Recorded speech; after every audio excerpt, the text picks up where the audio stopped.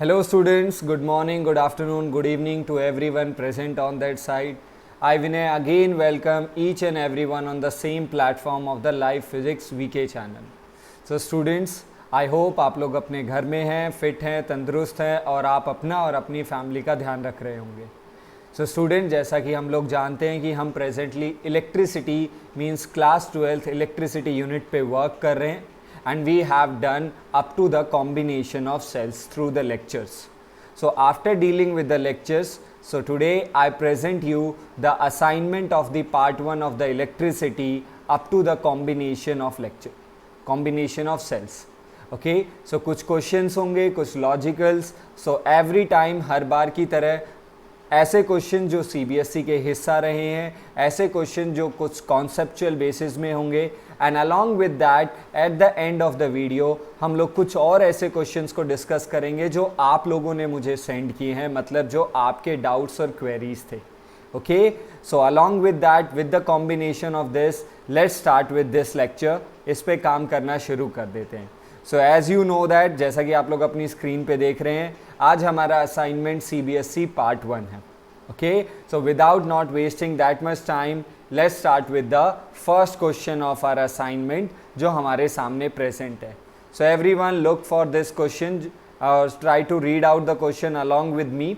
Okay, so question says there are two conducting wire X and Y, okay, of same diameter.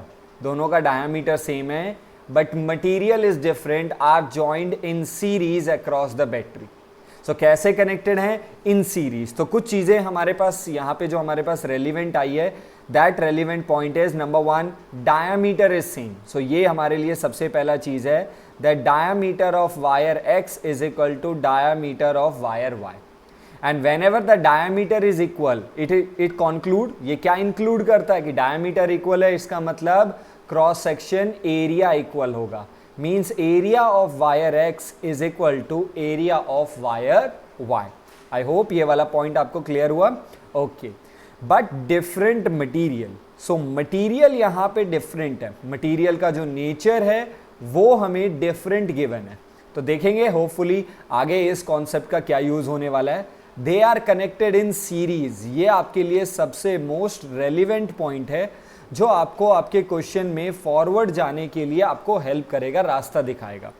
Now he says sorry, if the number density of electron x is twice the number density of y, यानी जो अगला चीज हमें given है, that point is the number density means number of free electron per unit volume in x is twice the number density of y. Okay, so number density को small n से represent करते हैं, तो ये हमें given है. So these are the 4 points जो हमें गिवन है. Diameter is equal, material is different, series connected हैं, and number density of X is been twice the number density of Y. Now he is asking ratio of the drift velocity. तो चलिए ratio पे काम करना शुरू कर देते हैं. So look for this students, everyone ध्यान देंगे. So for the drift velocity, so hopefully सबके दिमाग में सबसे पहले तो यही फॉर्मूला और यही एक्सप्रेशन गया होगा, that drift velocity has a formula e v tau by m l. Means the charge of electron into potential difference into relaxation time by mass of electron into length of conductor. But we can't use this formula in this case. Why? Because it is series connection, and in series connection what same, the current is same in the series connection. ये हमें समझना पड़ेगा. It means is that हमें drift velocity का ratio तो चाहिए but वो current की term में होना चाहिए. So what is the relation between the drift velocity and the current? The relation is I is equal to V ना Vd, यानी drift velocity into charge of electron into number density into area. So what is the expression for drift velocity from here? It would be I divided by ENA. Am I clear? So this is the expression जो हम इस question में और इस numerical में use करने वाले हैं. रादर देन अगर इस न्यूमेरिकल में जहां पे आपके पास सीरीज लिखा हुआ है, अगर वहां पे पैरेलल कॉम्बिनेशन हो जाता, then we will go with the first one जो हमारे पास पहला एक्सप्रेशन है. तो चलिए काम करना शुरू कर देते हैं. तो this is the expression that we are going to use. So drift velocity of x to the drift velocity of y, we have to find out sorry the ratio. तो ड्रिफ्ट वेलोसिटी ऑफ x पे आ जाते हैं. I divided by E, charge of electron सबके लिए same होता है, number density of x divided by cross section area of x divided by drift velocity of y. तो उसका करंट नीचे, चार्ज ऑफ इलेक्ट्रॉन ऊपर, number density of y and cross section area of y. Am I clear to that point? So now if we solve, current cancel with the current because it is in series connection. Charge of electron वो तो हमेशा same ही रहता है, and cross section area would also be in cancel because diameter equal थे, तो इसलिए area भी equal होने वाले. So the drift velocity of x to the drift velocity of y, we got a relation, the number density of y to the number density of x. And what is the number density of x? It is 2 times of number density of y.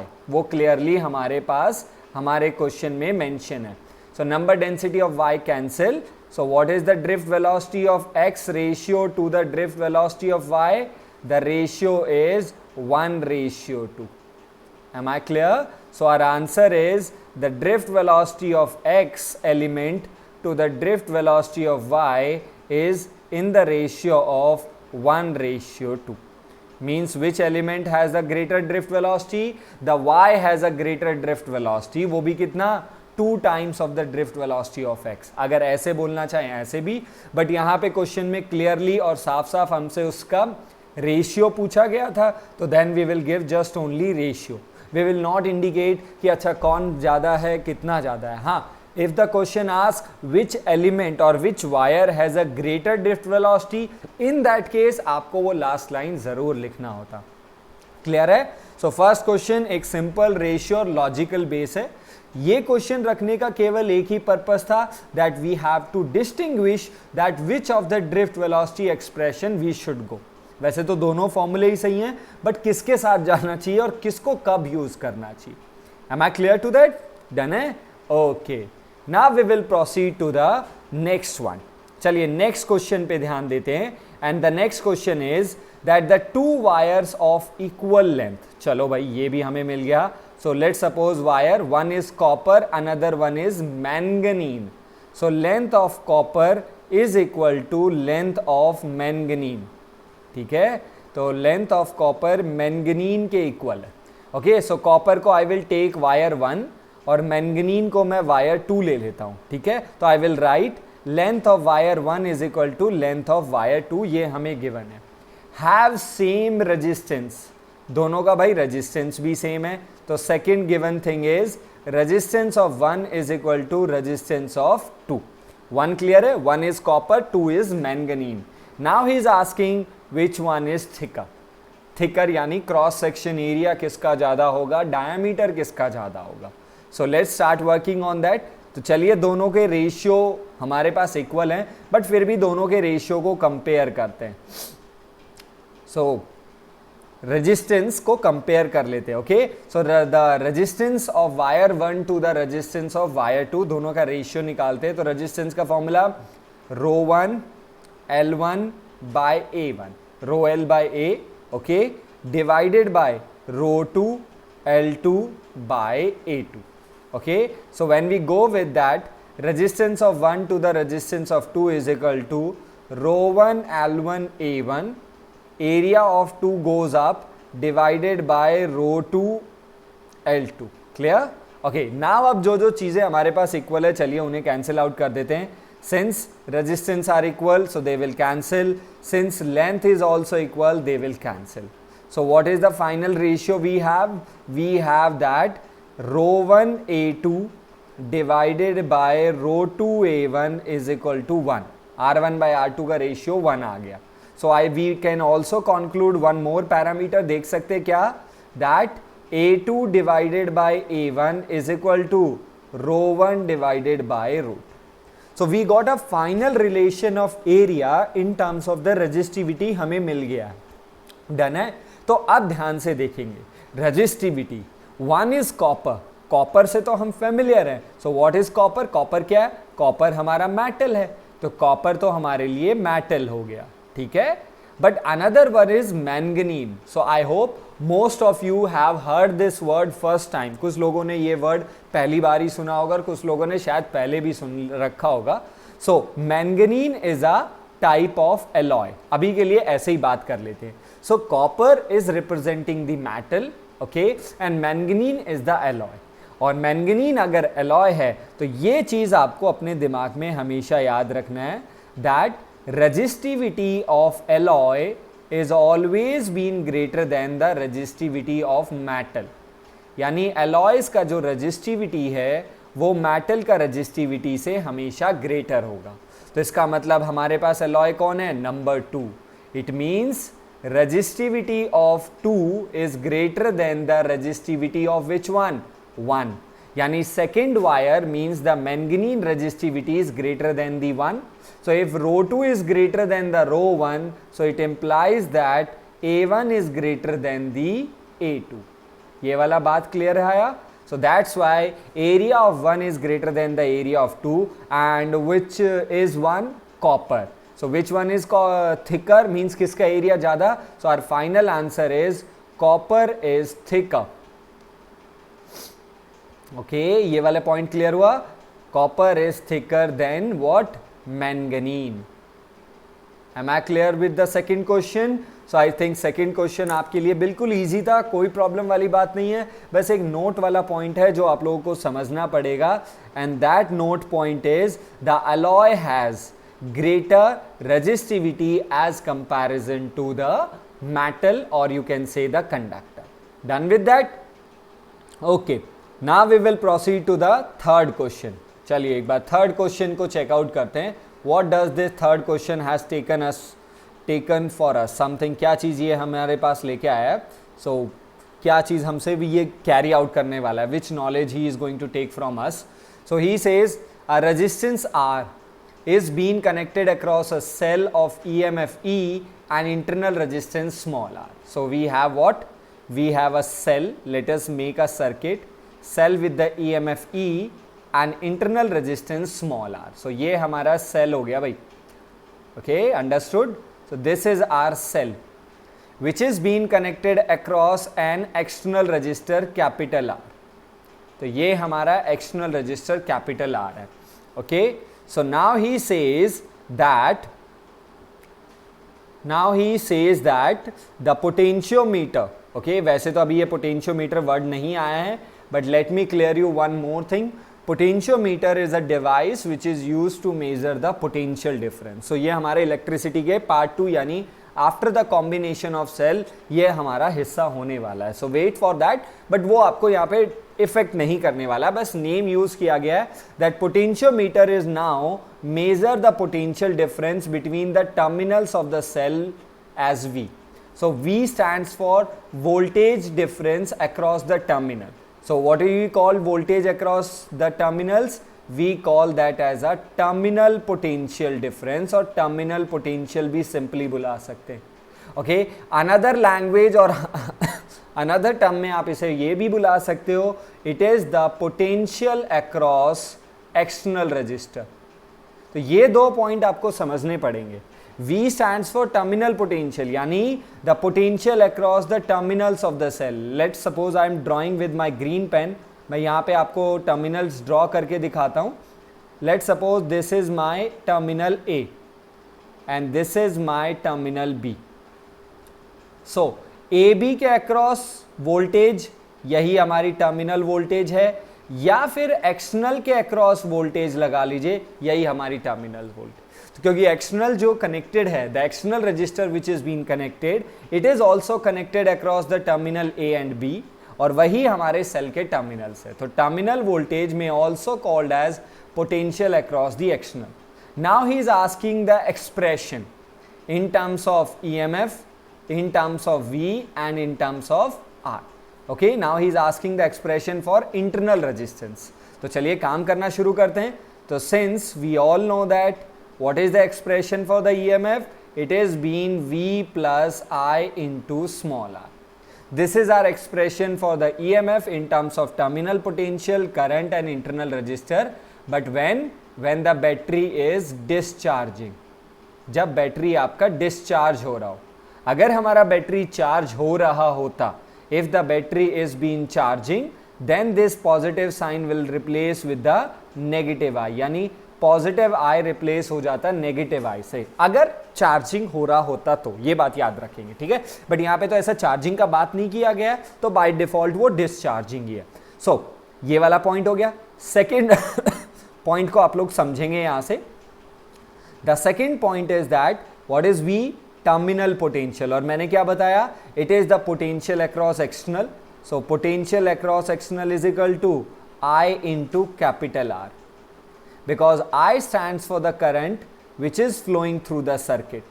Okay, और ये भी हम लोग जानते हैं that external resistor and internal resistor are always in series, तो हमारा current तो सेम रहने वाला है। तो बताइए हमारा EMF का एक्सप्रेशन क्या बचा भाई, the expression for EMF is equal to I into capital R, okay, plus I into small r। या फिर आप एक काम कर सकते हैं, यहां से आप लोग I का वैल्यू निकाल लीजिए which is V divided by capital R। चलिए इस वाले वर्क पे काम कर लेते हैं, ओके, क्योंकि हमें टर्मिनल वोल्टेज डिफाइन किया गया है क्वेश्चन में, नॉट द करंट। ओके, तो चलिए काम करना शुरू कर देते हैं। तो V would be as it is, I will be replace by V by R, V by capital R and this one is small r। Clear है? तो चलिए व्हाट इज द पार्ट जो आपके पास कॉमन आ रहा है बेटा, कॉमन क्या आया, V इज द कॉमन, तो E is equal to what, V is common, V हमारा कॉमन आ गया है, बच क्या गया 1 plus small r divided by capital R। So it would be E by V is equal to 1 plus small r by capital R। Done है? Okay, 1 को other side में लेके जाएंगे तो small r by capital R would be E by V minus 1।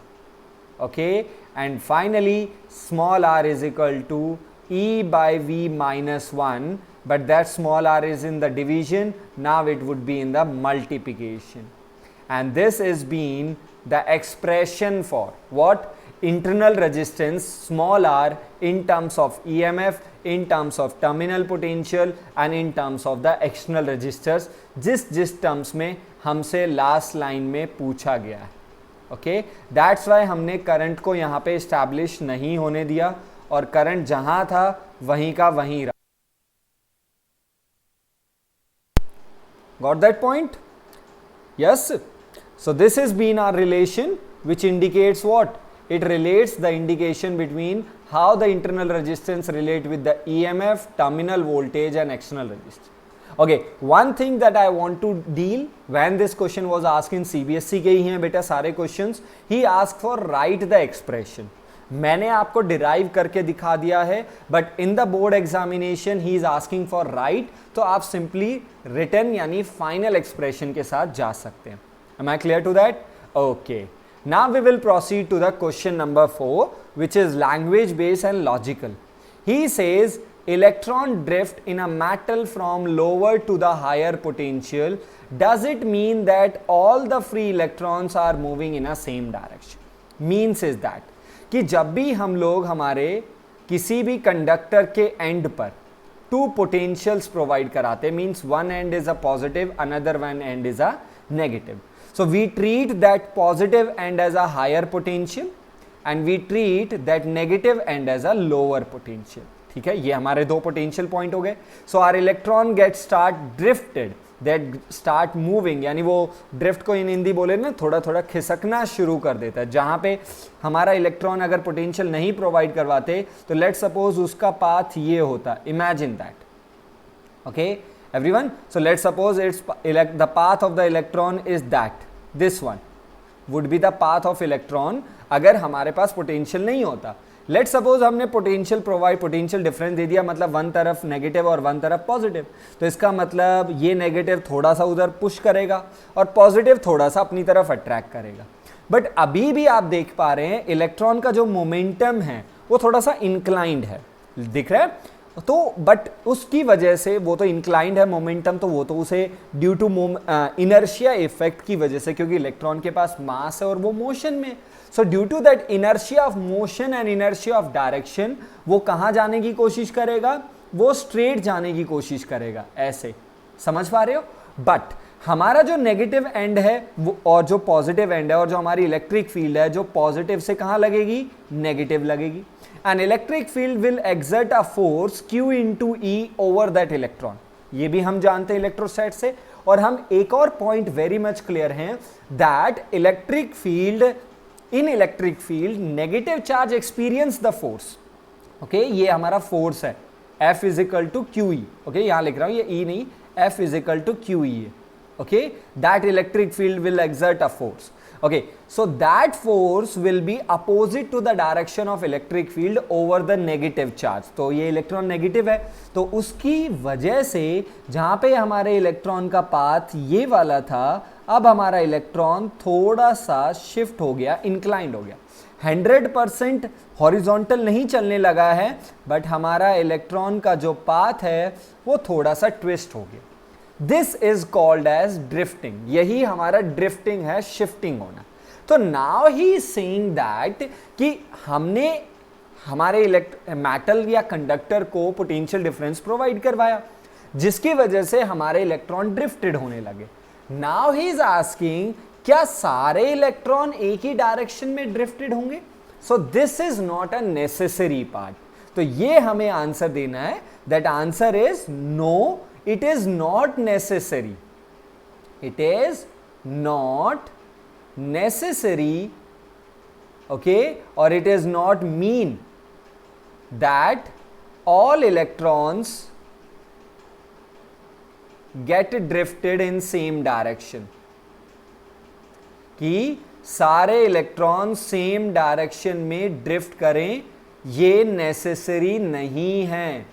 क्यों नहीं है necessary? क्योंकि ये तो एक इलेक्ट्रॉन चल रहा था. अब इसके अलावा देखें तो कोई दूसरा इलेक्ट्रॉन होगा जो रेंडमली, क्योंकि हम जानते हैं the free electrons move in a random direction. तो अब हमारे जितने भी इलेक्ट्रॉन्स हैं वो रेंडमली मूव कर रहे हैं. If they are moving in a random path तो डेफिनेटली उनमें कॉलिजन भी होगा. कॉलिजन की वजह से उनका जो ड्रिफ्टिंग का डायरेक्शन है, जो टकराने के बाद जो वेलोसिटी की डायरेक्शन है, वो डिफरेंट होगी. सो दैट्स व्हाई ड्रिफ्ट का जो वेलोसिटी है वो एवरेजली सबका सेम होगा, क्योंकि drift velocity is the average velocity, but उनकी डायरेक्शन सबकी सेम नहीं होगी.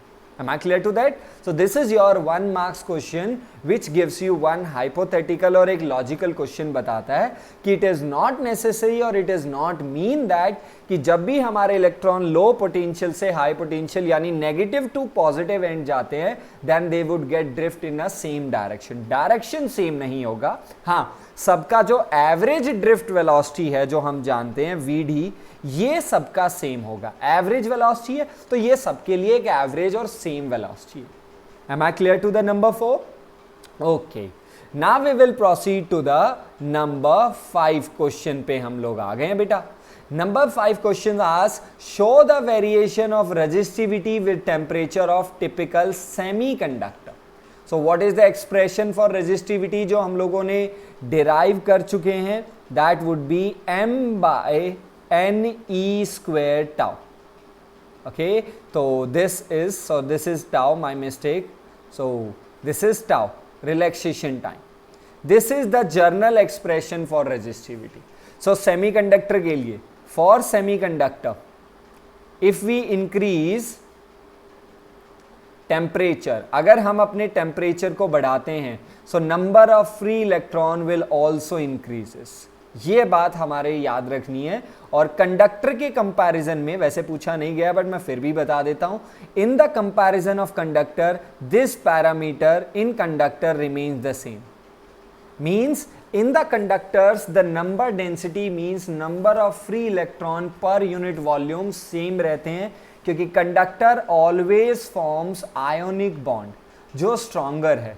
तो आपके जो बॉन्ड्स, जो इलेक्ट्रॉन्स हैं, वो ब्रेक नहीं होते. तो जितने आपके पास फ्री अवेलेबल हैं रूम टेम्परेचर पे उतने ही रहेंगे. But semiconductor is tetravalency. Please इस बात को आप याद रखेंगे.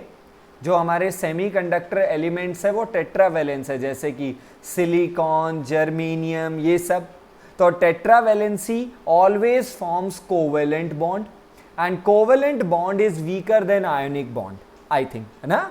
आई थिंक थोड़ा बहुत केमिस्ट्री सही चल रहा है मेरा. ओके, सो था ये ना. सो कोवेलेंट बॉन्ड आयोनिक से वीकर है। तो अगर ऐसा है तो इस केस में हमारे नंबर ऑफ इलेक्ट्रॉन जैसे जैसे टेम्परेचर बढ़ाएंगे, so by using that thermal energy electron break their bonds, वो अपना बॉन्ड तोड़ना शुरू कर देंगे और number of free electron in unit volume increase होगा। But at the same time the relaxation time means the average time between the two successive collision जो है वो तो डिक्रीज होगा, क्योंकि थर्मल वेलोसिटी जो बढ़ गई है, और कंडक्टर में भी ये चीज वैसे ही होती है। ओके, मास और charge of electron m is the mass of electron and E is the charge of electron, ये तो हमारा यूनिवर्सल कांस्टेंट है, ये तो बेटा कभी भी नहीं बदलने वाला। ठीक है, तो अब अगर हम देखें यहाँ पे तो हमारे पास ये मिला दैट नंबर डेंसिटी इंक्रीज हो रहा है, रिलैक्सेशन टाइम डिक्रीज हो रहा है। तो अब रेजिस्टिविटी कैसे वेरी करना चाहिए, तो यहाँ पे आपको थोड़ा समझना पड़ेगा that the number density in the semiconductor which is increasing, it is this value is way very high as comparison to decrease in relaxation time। मतलब जो नंबर डेंसिटी इंक्रीज हो रहा है वो इतना ज़्यादा इंक्रीज हो रहा है कि रिलैक्सेशन टाइम जो डिक्रीज हो रहा है उसकी वैल्यू बहुत छोटी है। यानी number density increase is very greater than the relaxation time, यानी जो चीज बढ़ रही है वो कुछ ज्यादा ही बढ़ रही है और जो डिक्रीज हो रही है वो थोड़ा डिक्रीज हो रही है। तो वो जो ओवरऑल प्रोडक्ट है, the product of number density and relaxation time, overall product increase होने वाला है। क्या होने वाला है? इंक्रीज, यानी रिलैक्सेशन टाइम और नंबर डेंसिटी का प्रोडक्ट इंक्रीज होगा। और n इंटू टाउ अगर इंक्रीज होता है तो how it is relate with the resistivity? Inversely. So our resistivity get decreases, means in the semiconductor resistivity is inversely proportional to temperature। So semiconductor के लिए हमारा resistivity temperature के साथ inversely, और ये जो पैरामीटर मैंने आपको समझाया ये आपका रीजन है। ओके, यहाँ पे तो ये क्वेश्चन बहुत आसान है क्योंकि शो द ग्राफ, केवल ग्राफ पूछा जो अभी हम ड्रॉ करने वाले हैं। तो इन्वर्सली है तो यहाँ पे ड्रॉ कर लेते हैं। So temperature on X axis, resistivity on Y axis, and when we practically perform we got this type of graph. So resistivity inversely है, स्लोप नेगेटिव होगा पर थोड़ा अनइवन स्लोप होगा, क्योंकि जो नंबर डेंसिटी में जो इंक्रीज करने का जो मैनर है, जैसे 1 डिग्री टू 2 डिग्री गए, हमारा कुछ नंबर ऑफ इलेक्ट्रॉन बढ़े, बट वो जो बढ़ने का जो पैटर्न है वो पैटर्न सेमीकंडक्टर में अनइवन होता है। अब वो क्यों होता है ये तो हमें पता चलेगा जब हम लोग 12th क्लास के लास्ट चैप्टर सेमीकंडक्टर को डिटेल में पढ़ेंगे। यस, आपने सही सुना, हमारे पास सेमीकंडक्टर चैप्टर डिटेल में है, कंप्लीट एक सेमीकंडक्टर ही अलग से पढ़ेंगे। इन दैट पॉइंट मैं आपको ये चीज बताऊंगा कि वो अनइवन क्यों बढ़ता है। ओके, तो आई थिंक ये वाला क्लियर हुआ। बट लगे हाथ हम लोगों ने यहाँ पे किसके बारे में बात कर लिया? हमने कंडक्टर के बारे में भी बात किया, तो इसे भी देख लेते हैं। तो यहाँ पे तो नंबर डेंसिटी सेम है, तो रेजिस्टिविटी का तो ये कॉमन फॉर्मूला है, ये बेटा कॉमन फॉर्मूला है। This formula holds for semiconductor as well as conductor as well as alloy, सबके लिए। तो रिलैक्सेशन टाइम डिक्रीज हुआ, तो रिलैक्सेशन टाइम अगर डिक्रीज होगा तो resistivity increase. So by increasing the temperature, resistivity increases. That's why resistivity is directly proportional to temperature. और इसका जो directly proportionality का जो ग्राफ हमें practically मिला है, that graph will go what? In a quite high manner. थोड़ा सा ऊपर से गया है, जैसे जैसे टेम्परेचर बढ़ाते जाएंगे रेजिस्टिविटी भी बढ़ता चला जाएगा। Am I clear to that? तो इस बात को आपको थोड़ा सा ध्यान में रखना है। और one thing, आप अपना ग्राफ थोड़ा सा y एक्सिस पे देंगे, यानी आपका जो इंटरसेप्ट है वो y एक्सिस से शुरू होना चाहिए। क्यों? If you start this graph from the origin, what it indicates कि टेम्परेचर 0 है, तो ठीक है, टेम्परेचर 0 डिग्री सेल्सियस, 0 केल्विन वो हो सकता है। बट अगर आप अपना ग्राफ ओरिजिन से शुरू करते हो तो वो ये इंप्लाई करता है कि रेजिस्टिविटी 0 है। बट ये बात याद रखेंगे, फॉर एनी कंडक्टर, सेमीकंडक्टर कोई भी हो, रेजिस्टिविटी 0 नहीं पॉसिबल। हाँ, एक चीज में है, जब हम इसे सुपर कंडक्टर बुलाते हैं। तो super conductor practically room temperature पे या फिर जिसको हम अपने किसी डिवाइस में यूज कर सके वो एग्जिस्टेबल नहीं है हमारे पास। Okay sorry, so for that point ये आपको थोड़ा सा समझना पड़ेगा। Am I clear to that? So by this, वैसे तो पूछा रजिस्टिविटी का ग्राफ था बट मैं आपको कुछ एक्स्ट्रा ही दे गया, बट रीजन आपको समझना पड़ेगा क्योंकि अभी के लिए क्वेश्चन 1 मार्क्स है, but if this question becomes 2 marks तो आपसे ये भी पूछा जा सकता है दैट एक्सप्लेन दिस वेरिएशन, इस वेरिएशन को समझाइए कि ये वेरिएशन क्यों है, इनवर्सली है या डायरेक्टली है, क्यों। सो इन दैट केस आप इसी पैरामीटर को वर्ड्स में लिख सकते हैं, थोड़ा वर्ड्स ऐड कर देंगे तो it would be better in explanatory part. Done है? Okay students, so now we are moving to the next one and we have a question number 6। So check this out, this question he says 2 metallic wire of same material. भाई material same है भाई, तो material same है तो समझ जाना resistivity जो जो चीजें नेचर पे डिपेंड करती हैं वो चीजें सेम होने वाली है। तो वैसे क्या क्या चीजें नेचर पे डिपेंड करती हैं वो एक बार लिख के बता देता हूं। नेचर ऑफ मटेरियल पे क्या क्या डिपेंड करता है ये हमें हर जगह काम आने वाला है बेटा।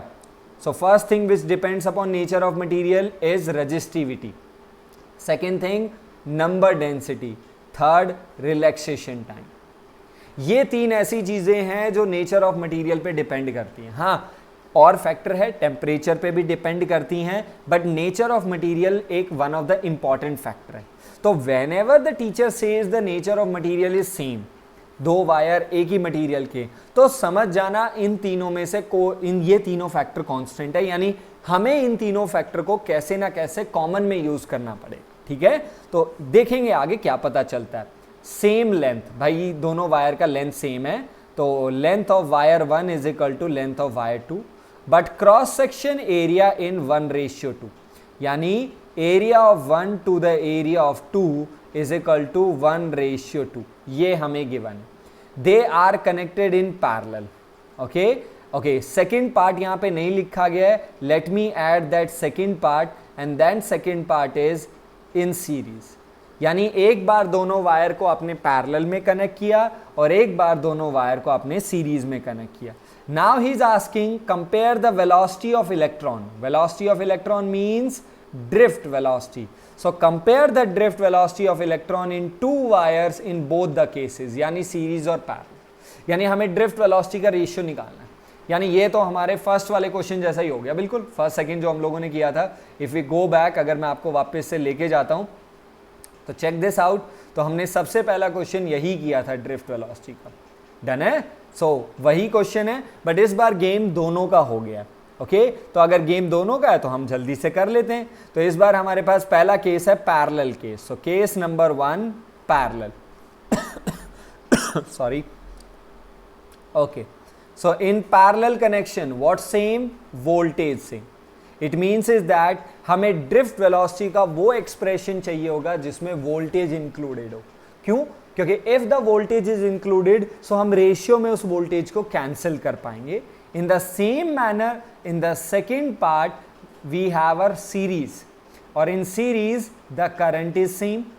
करंट अगर सेम है तो हमें ड्रिफ्ट वेलोसिटी का वो एक्सप्रेशन चाहिए होगा जिसमें हमारे पास करंट सेम हो, ताकि हम रेशियो के time while we are comparing both the drift velocity means while we are finding the ratio, compare का मतलब क्या? रेशियो ही चाहिए। तो जब भी हम रेशियो निकालने जाए तो हमारे पास वो चीज कैंसिल हो जाए। लेंथ सेम है, एरिया का रेशियो, बाकी अदर मटेरियल सेम है तो इनमें से कोई फैक्टर कांस्टेंट ही होगा। तो ड्रिफ्ट वेलोसिटी पे जल्दी से ध्यान दे लेते हैं। तो drift velocity we will use this formula EV tau by ml. Okay, so if we compare both the drift velocity, तो VD1 drift velocity of 1 to the drift velocity of 2। तो चलिए जल्दी से काम कर लेते हैं। E charge of electron constant है, कैंसिल हो जाएगा। पोटेंशियल डिफरेंस कांस्टेंट है, कैंसिल हो जाएगा क्योंकि पैरेलल कनेक्शन था। रिलैक्सेशन टाइम कैंसिल हो जाएगा क्योंकि नेचर ऑफ मटेरियल सेम है। मास ऑफ इलेक्ट्रॉन वो तो हमेशा ही कांस्टेंट रहता है, तो वो भी। तो इसका मतलब all the other factors are constant हैं तो कैंसिल हो जाएंगे। तो drift velocity is inversely proportional to length. So इसका मतलब VD1 by VD2 would be L2 by L1। ये वाला पॉइंट समझ में आया? कैसे आया? क्योंकि लेंथ इनवर्सली है, तो 1 की लेंथ नीचे, 2 की लेंथ ऊपर। और L2/L1 अगर हम देखें वो भी सेम है भाई। तो अगर हमारी लेंथ फिर से सेम है तो हमारा रेशियो 1:1 ही रह गया, यानी सारे पैरामीटर सेम है। So in parallel connection the drift velocity would be in a ratio of 1:1, यानी दोनों वायर जिसका क्रॉस सेक्शन एरिया 1:2 है उसमें हमारा ड्रिफ्ट वेलोसिटी 1:1 ही रहेगा। हमारा क्लियर है? Okay, number 2 in the series. तो सीरीज के लिए हमारे पास ड्रिफ्ट वेलोसिटी का फॉर्मूला वी विल कंपेयर और we will use this formula जो हमने क्वेश्चन नंबर 1 में किया था। तो therefore VD would be I/ENA।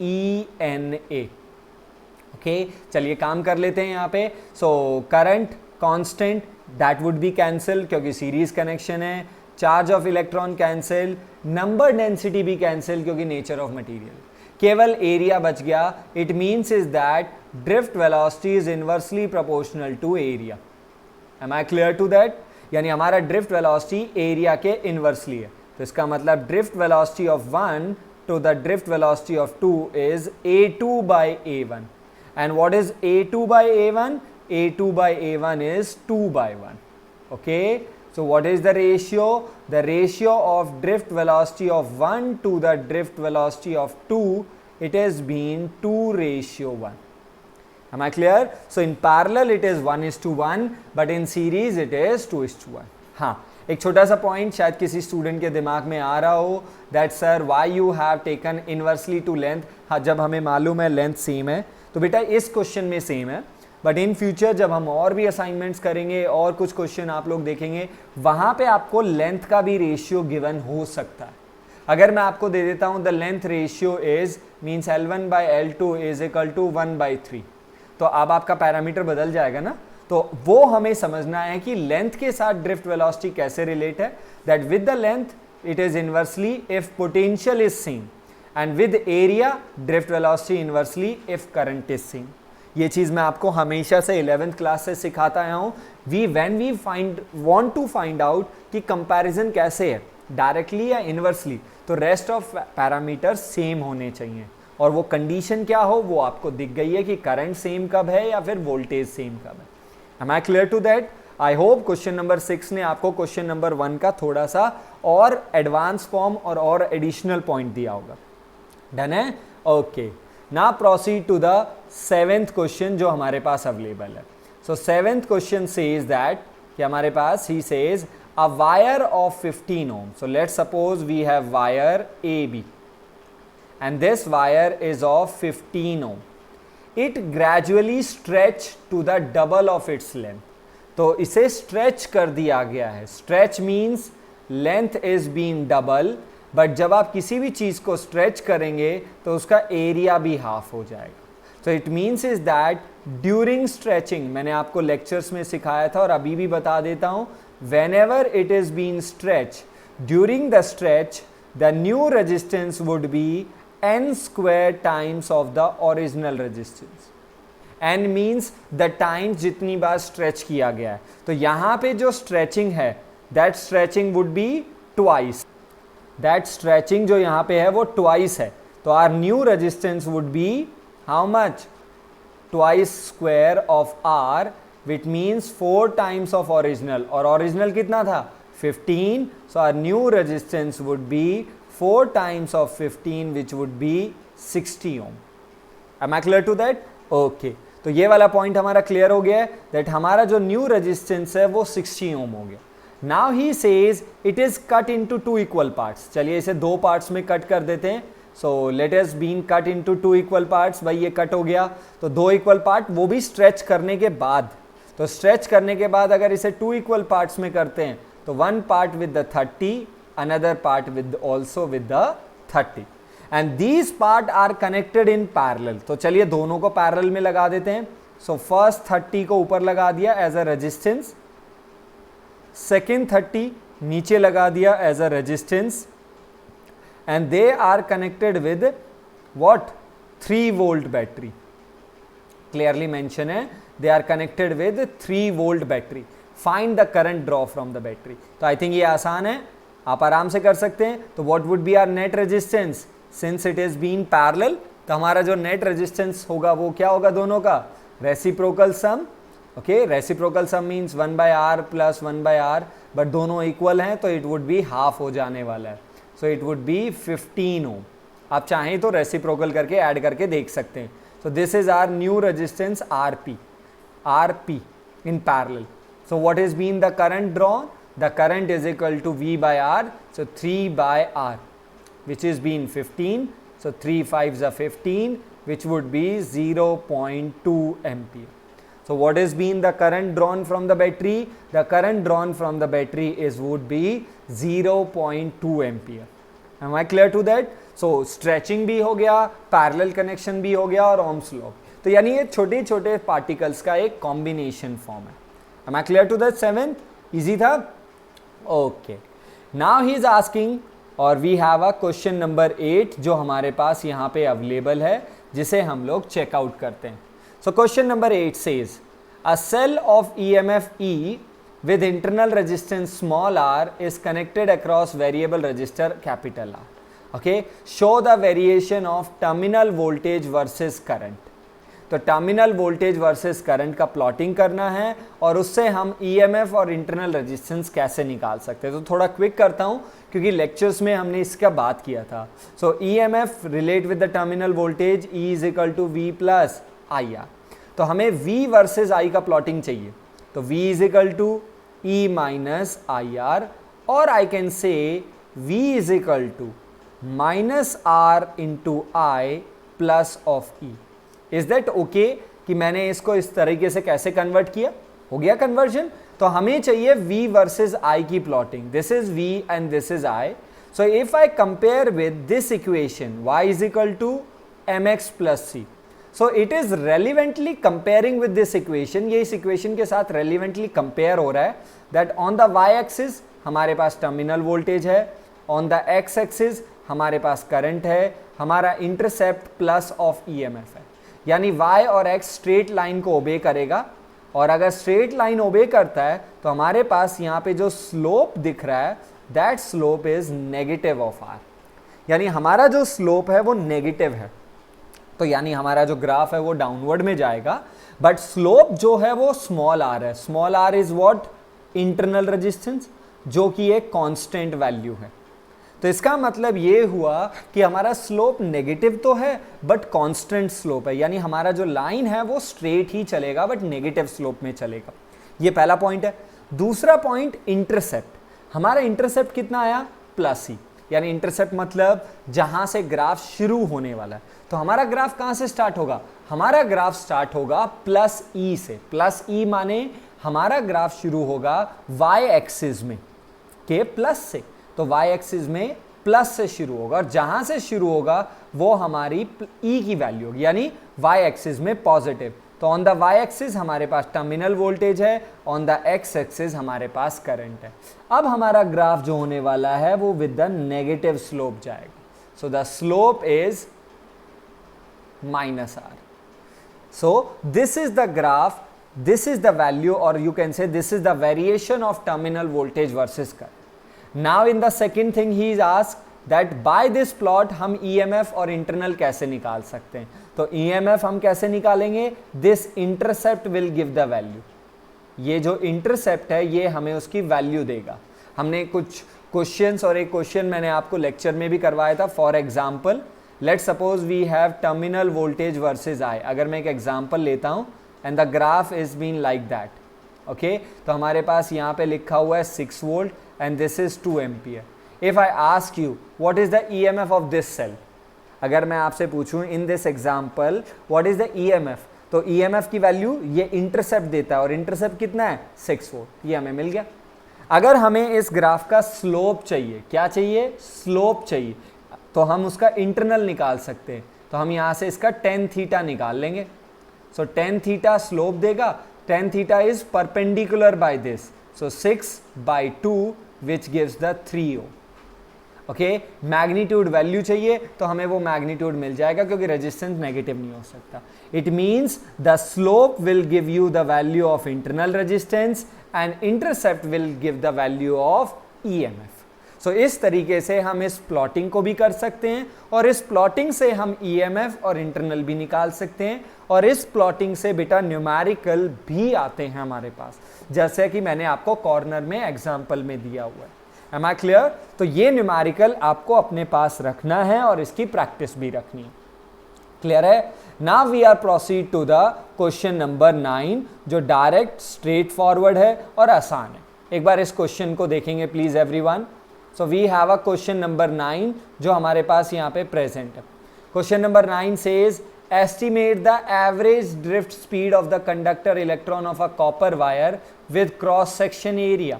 What is the cross section area? 1 into 10 power negative 7 meter square. Carrying the current. So current भी दे दिया sir ने 1.5 into 10 power negative 19 ampere. Having the density of electron is that much. Density of electron means number density. 9 into 10 power 28 पर meter cube. हाँ, यहाँ पे please note everyone, इस density को नहीं समझेंगे जो हम लोग हमेशा समझते हैं मास बाय वॉल्यूम, क्योंकि यहाँ पे डेंसिटी ऑफ इलेक्ट्रॉन है ना, तो कोई बच्चा समझ सकता है कि हमें इलेक्ट्रॉन का मास बाय वॉल्यूम का रेशियो दे रखा है। ओके, अगर आप कंफ्यूज हो जाते हैं तो आप प्लीज उसकी एसआई यूनिट को चेकआउट कीजिए। If it is mass by volume तो इसका SI unit kg per meter cube होना चाहिए। It is just only meter cube. तो मीटर क्यूब तो तभी आ सकता है when it is number of electron per unit volume. Okay, तो हमारे पास ए है, आई है, एन है। He is asking for drift velocity. तो ये तो वेरी इजी क्वेश्चन हो गया हमारे पास। सो करंट की टर्म में है तो हमारे पास relation V D is equal to I by E N A और means I is equal to V ना। यहां से हम लोगों ने ले लिया तो अब बस सिंपल सा सॉल्व कर लेते हैं। आई की value 1.5 into 10 power negative 19, E charge of electron 1.6 into 10 power minus 19, number density 9 into 10 power 28 और area हमें given है 10 power minus 7. Done? So just only a calculation part है यहाँ पे, so which I left for your side, जिसे आप लोग मुझे complete करके देने वाले हैं। Am I clear to that? So I hope आज के कुछ assignments, so we have done some 8 to 9 questions, कुछ लॉजिकल कुछ कॉन्सेप्चुअल क्वेश्चंस आप लोगों के साथ शेयर किए। सो आई होप ये क्वेश्चंस आप लोगों को वर्दीनेस रहेंगे। So in the next video soon as possible हम लोग इन नेक्स्ट वीडियो में आपके डाउट्स के साथ डेफिनेटली मैं आने वाला हूँ। तो आज का वीडियो थोड़ा लंबा हो जाता, जैसे मैंने आपको स्टार्टिंग में ही बताया था कि वीडियो के एंड में आपके डाउट्स हैं, बट उन डाउट्स को मैं कैरी आउट ज़रूर करूँगा, उनके solutions. So I gathered some of the doubts, मैं वो डाउट्स आप लोगों के साथ बता देता हूँ students corner. So there are this doubt जो मुझे अलका एंड पारुल स्टूडेंट से मिला हुआ है। ओके, आई होप ये क्वेश्चन मुझे याद आ रहा है कि हम लोगों ने HC वर्मा की असाइनमेंट किया था, वहाँ से था। So I will come for that doubt. Okay, so ये डाउट मेरे पास गैदर्ड हो गया है। So there are 2 students, Sudha and Bhupendra, उन्होंने ये क्वेश्चन मेरे पास डाउट के तौर पे भेजा है। एंड देर इज़ लास्ट जो हर्ष स्टूडेंट है जिन्होंने मुझे एक डाउट दिया हुआ है। So up to this part there are some doubts जो मेरे पास अवेलेबल आए हैं। ओके, सो हम इन डाउट्स के साथ नेक्स्ट वीडियो में सून आएंगे, क्योंकि आज वाला वीडियो फिर ज़्यादा लेंदी हो जाएगा। So we will continue with the next video in the soon as possible हम लोग विद योर डाउट्स। और अभी भी अगर किसी भी स्टूडेंट के कोई डाउट्स हैं तो प्लीज़ आप अपने डाउट्स कमेंट बॉक्स में व्हाट्सएप में मुझे सेंड कर सकते हैं। ओके, और आपके डाउट्स के साथ मैं नेक्स्ट वीडियो में जल्दी आपके साथ मिलूँगा। So please till then stay safe, thanks for watching. तब तक अपना ध्यान रखिए, अपनी फैमिली का ध्यान रखिए और फिज़िक्स को पढ़ते रहिए, जमकर पढ़ते रहिए। डीमोरलाइज होने का ज़रूरत नहीं है, डीमोटिवेट होने का ज़रूरत नहीं है। बी सेल्फ मोटिवेटेड, अपने आप को खुद से ही मोटिवेट करते रहिए, किसी और की मोटिवेशन की ज़रूरत आपको नहीं पड़ेगा। Okay, so till then stay safe, stay at your home, healthy रहिए। Bye bye.